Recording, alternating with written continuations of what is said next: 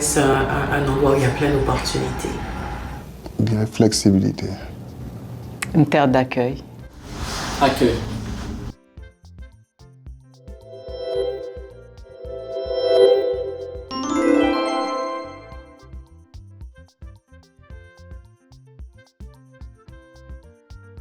Donc, mon nom est Zahra Diallo, je suis agent de planification et d'engagement communautaire à l'entité 3, qui est une entité de planification de services de santé en français.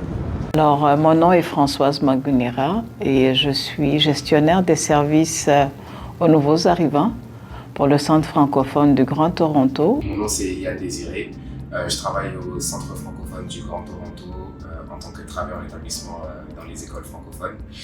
Je m'appelle Boudour, je travaille avec Collège Boréal, ça fait presque 10 mois. Bonjour, je m'appelle Omar Mohamed, je travaille au Centre francophone dans le service des nouveaux arrivants, plus précisément en tant que travailleur en établissement dans les écoles. Mon nom est Kaline Sénexan, je travaille au Centre francophone dans le service des nouveaux arrivants. Carline Zamar, je suis la directrice générale du MOFIF, qui est le mouvement ontarien des femmes immigrantes francophones. Donc moi c'est Jean-Marc Ngom et je travaille au Collège Boréal. Du Burundi. J'ai grandi, je dirais, né en Sénégal, grandi dans l'Afrique de l'Ouest parce que j'ai beaucoup bougé et j'ai vécu en France 20 ans avant de venir au Canada. Donc, je viens de la Guinée-Conakry, du côté de mon père, et du Nigeria, du côté de ma mère. Je viens d'Haïti, de la ville de Port-au-Prince. Moi je viens de la Guadeloupe. La Guadeloupe c'est une petite île qui est située dans les Petites Antilles, entre l'île d'Antigua et de la Dominique. Je suis syrienne. Je viens de Djibouti. Et c'est où?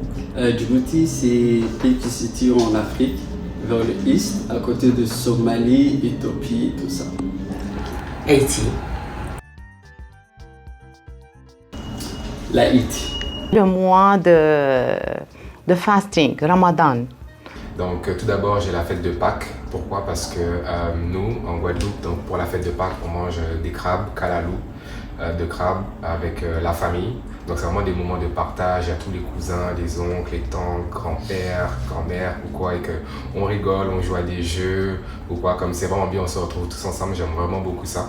Et la deuxième maintenant, c'est le carnaval. Le carnaval j'aime beaucoup, pourquoi? Parce qu'on a vraiment des beaux costumes avec de la peinture qu'on met sur nos corps, les danses, les chants, les traditions, l'ambiance, comme j'aime tout là. Et c'est l'indépendance d'Haïti qui est le 1er janvier. Je dirais la fête du mouton, l'Aïd. On appelle ça chez nous Tabaski. Ça serait le Ramadan, oui, la fête de fin de Ramadan. Le 1er janvier, les Haïtiens célèbrent leur indépendance et il y a un geste qu'on fait, on boit cette soupe à la courge qu'on appelle la soupe de l'indépendance. Et on va laisser passer cette question. On dit en anglais c'est belly dancing, je crois ça, oui. Et puis ça ressemble à quoi? Comment ça se danse? C'est comme ça. Aucune, zéro. Je suis pas une bonne danseuse, zéro. La danse c'est le compas. À quoi ça ressemble? Oui, le compas c'est on danse à deux, c'est comme ça. Et puis il y a aussi un mélange de zouk parce que nous avons une sorte de collaboration avec les autres îles caribéennes qui pratiquent le zouk qui est un peu comme le compas. Je ne suis pas un bon danseur, hein, je ne danse pas.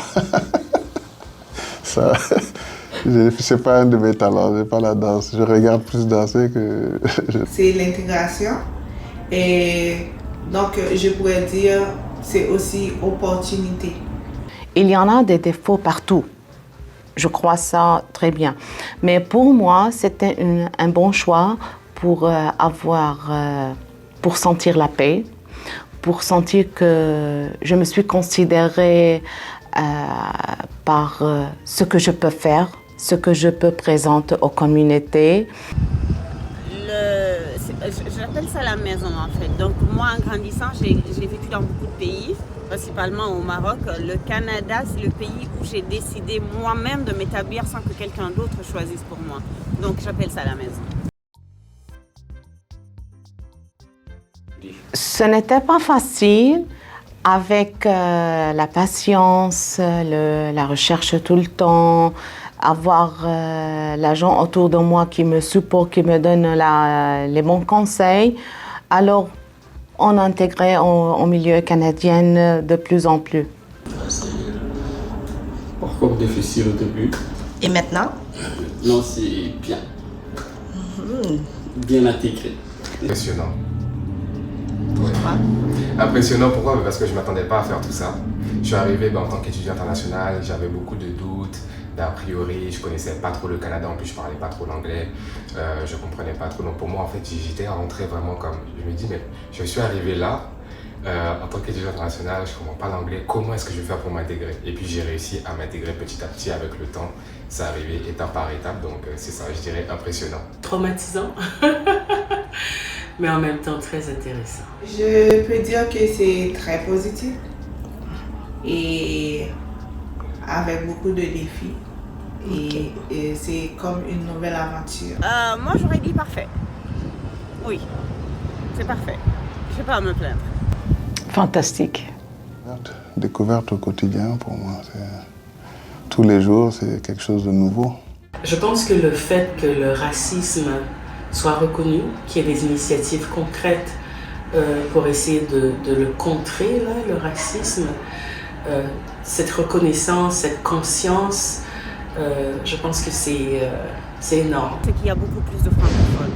On entend du français partout et je peux dire que je vis à Toronto, mais je vis en français. Je pense que la population francophone augmente chaque année, d'année en année, et ça, je trouve que c'est bien. Je dirais que les nouveaux arrivants, on les sent beaucoup plus à l'aise. Beaucoup plus à l'aise, je ne sais pas pourquoi, peut-être parce qu'ils ont plus d'infos en arrivant, ils se renseignent mieux. Donc ils arrivent plus détendus, avec beaucoup plus de certitude. Je dirais la façon que sont évalués les immigrants francophones à travers Entrée Express, qui donnait plus de possibilités ou de points aux immigrants potentiels francophones. Il y a eu plus de fournisseurs de services, d'établissements francophones, du moins pour la grande région de l'Ontario. Et ça aide beaucoup les immigrants francophones à recevoir des informations liées à leur intégration. Je dis qu'il y a plus d'immigrants qui viennent francophones et qu'on arrive que la francophonie s'impose un peu plus au niveau de l'entrepreneuriat, qu'on puisse embaucher, plus créer des compagnies francophones. Nous arrivons à être soit capables d'adapter, d'avoir de travail, de se sentir calme dans notre nouveau pays, Canada. Je souhaite que l'immigration puisse s'accroître plus pour aider plus aux familles qui arrivent ici, nouvellement arrivants et tout ça, plus de ressources. J'invite vraiment chacune et chacun à avoir une posture antiraciste, c'est-à-dire d'aller au-delà des mots, au-delà de que ça soit pas quelque chose de superficiel, mais un engagement personnel et réel dans son quotidien. Tous les francophones puissent se retrouver entre eux, apprendre de chacun, parce que certes on a cette identité francophone, mais avant d'être francophone on a aussi l'identité de chez nous qui est tout aussi importante. Donc je pense que vraiment au sein de la communauté francophone il y a beaucoup de diversité et c'est bien de pouvoir apprendre de chacun. J'aurais aimé aussi que les francophones aient plus de visibilité à Toronto ou bien en Ontario en général, qu'on sache qu'il y a une forte communauté francophone ici. Il y a des organismes francophones qui accueillent les nouveaux arrivants et même qui travaillent avec les personnes francophones qui sont nées ou qui vivent à Toronto depuis plus longtemps. Il y a un service d'accueil aussi en français à l'aéroport de Pearson. On a aussi des écoles francophones, on a des médecins francophones, il y a plusieurs services francophones. Donc j'aimerais vraiment que tout le monde puisse être au courant de ça et qu'ils sachent qu'en tout cas on existe ici et avoir plus de visibilité à Toronto. Ça serait qu'il y ait une amélioration de l'offre de services en santé dans tous les domaines en fait. Ça serait ça parce que Et il faudrait aussi que les francophones les demandent, c'est ce que je souhaite, parce qu'on demande les services, mais il faudrait que les francophones les réclament pour qu'on puisse nous les offrir.